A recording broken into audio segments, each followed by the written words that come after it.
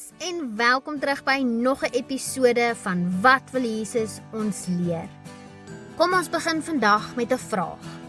Was jy al ooit in 'n plek waar dit baie donker was? Miskien toe die ligte af was by die huis, of toe jy in die aand wakker geword het, of dalk in 'n kamer sonder vensters. En hoe het dit gevoel? 'n Mens raak gou onseker, dalk selfs bietjie bang, want jy kan nie mooi sien waarheen jy gaan nie. Maar dan skakel iemand 'n lig aan, en skielik verander alles.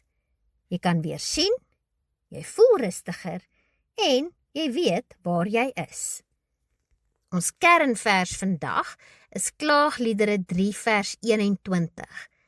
Dit sal ek ter harte neem. Daarom het ek hoop. Maats, vandag praat ons oor iets baie belangrik. Hoop. Hoop is soos daardie lig in die donker.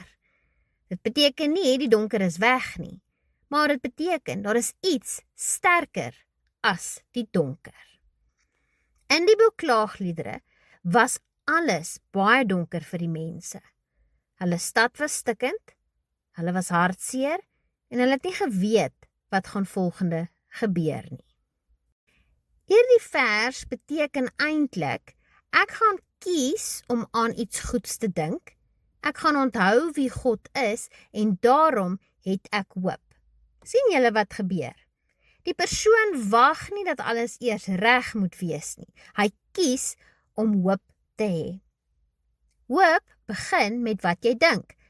As jy heeltyd dink alles is sleg, dit gaan nooit beter word nie, dan voel alles donkerder. Maar as jy sê, God is by my, God kan my help, hierdie gaan nie vir altyd so wees nie, dan begin die lig aanskakel.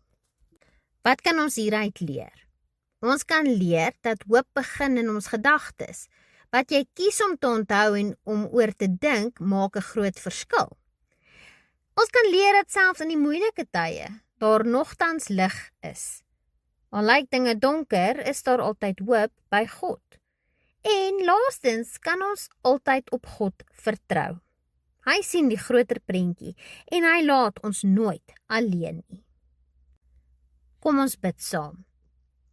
Liewe Here, dankie dat U ons hoop is, selfs wanneer dinge moeilik en donker voel. Help ons om aan U te dink wanneer ons bang of hartseer is. Help ons om nie moed op te gee nie, maar om te onthou dat U altyd by ons is. Laat die lig in ons harte skyn, elke dag. Amen. Daar sy maats, volgende keer wanneer jy voel alles is donker, onthou, jy kan kies om hoop te hê. Jy kan aan God dink. En jy kan die lig aanskakel, al is dit net 'n klein liggie. En daardie lig is sterker as die donker.